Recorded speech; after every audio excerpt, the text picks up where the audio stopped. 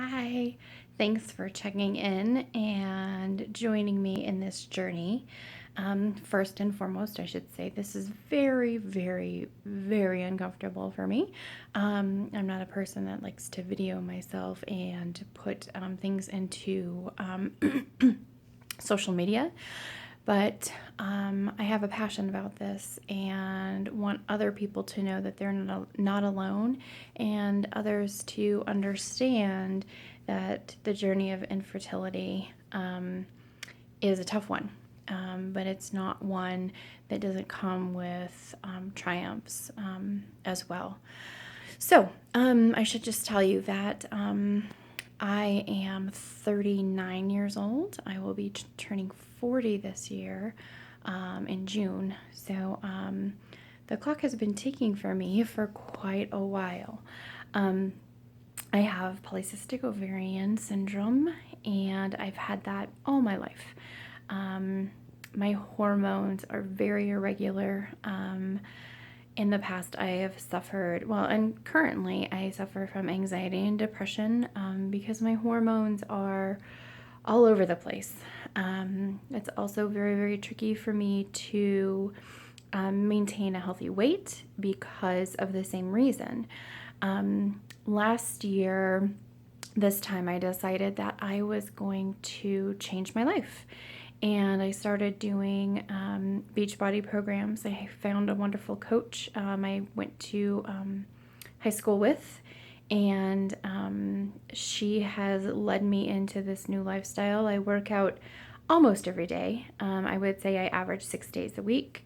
It's usually about 30 minutes to an hour, typically 30 minutes.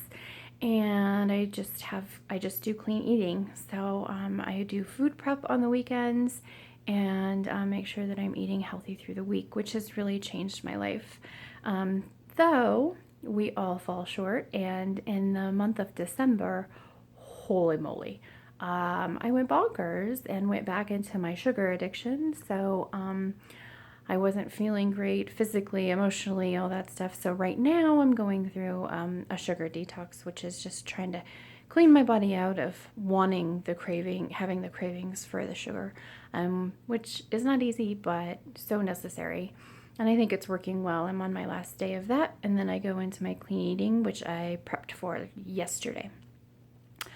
So I have been on this journey of fitness and health for a year because I decided that something had to change, especially if I'm going to be 40 years old and carrying a baby or being a mother.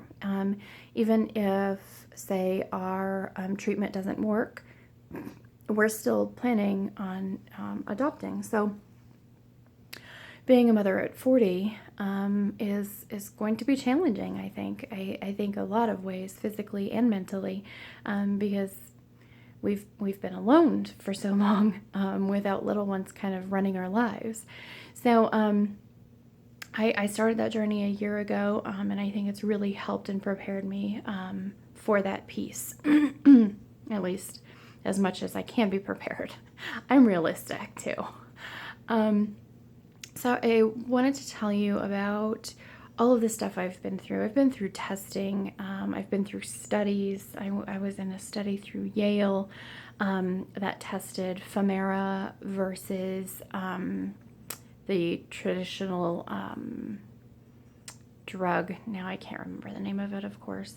Clomid, of course, in trying to have women achieve pregnancy with just those medications teamed up against one another. So Yale, I think, is publishing that study this year. And they did find, I believe, my doctor at CCRM, which is where I'm getting treatment, Colorado Center for Reproductive Medicine.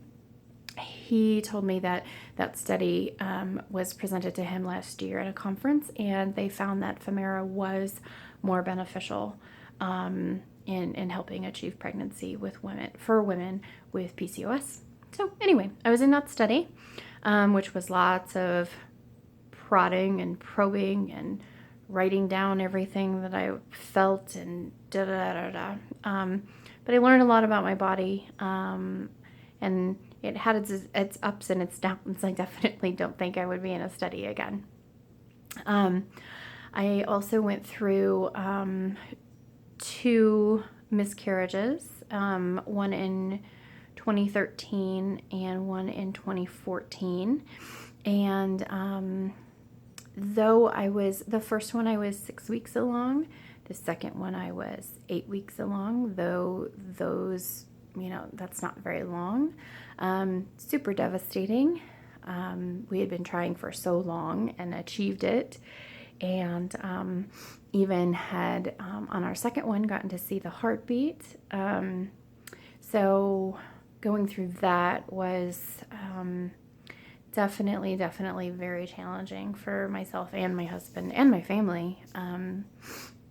So anyway, that's kind of been part of the process too.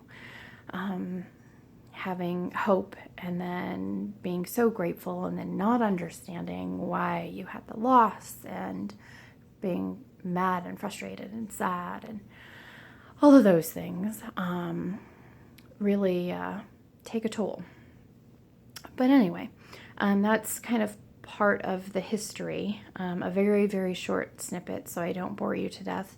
But a year ago, probably a year and a half ago, we started on a process with Colorado Center for Reproductive Medicine to get our testing done and find out exactly where our issues lie, though pretty much had an idea.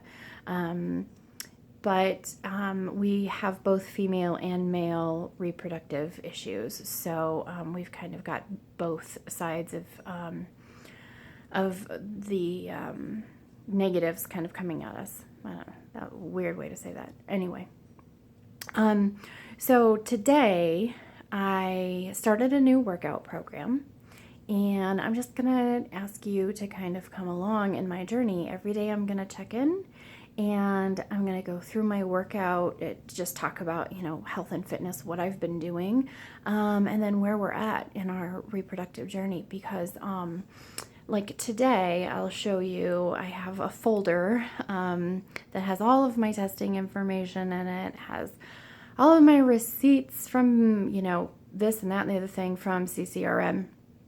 And I'm going to go through all of that, and then I have to, our insurance just changed, so we changed plans, but not insurance carriers. So I have to call them again, which will probably be a nice 2-hour process at least.